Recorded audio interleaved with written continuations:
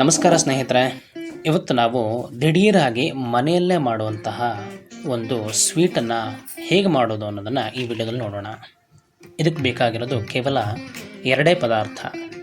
ಯಾವ್ಯಾವುದು ಅಂತ ಕೇಳಿದ್ರೆ ಕಾಯಿ ತುರಿ ಮತ್ತು ಸಕ್ಕರೆ.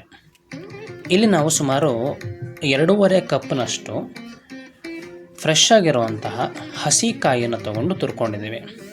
ಅದನ್ನು ಒಂದು ಬಾಣಲಿಗೆ ಹಾಕ್ಕೊಂಡು ತದನಂತರದಲ್ಲಿ ಸುಮಾರು 4 ಕಪ್ನಷ್ಟು ಸಕ್ಕರೆಯನ್ನು ಇಲ್ಲಿ ತಗೊಳ್ತೀವಿ. ಇದನ್ನು ಒಲೆಯಲ್ಲಿ ಹಚ್ಚೋಕ್ಕಿಂತ ಮುಂಚೆನೇ ಸೇರಿಸ್ಕೊಂಡ್ರಾಯ್ತು.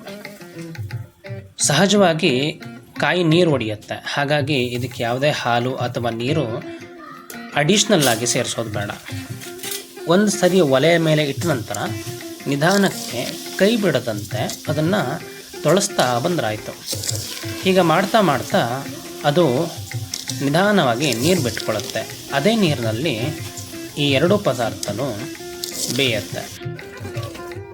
ನೀವು ನೋಡ್ತಾ ಇದ್ದೀರಲ್ಲ ಹೇಗೆ ನೀರಾಗಿ ಬದಲಾಗಿದೆ ಅಂತ.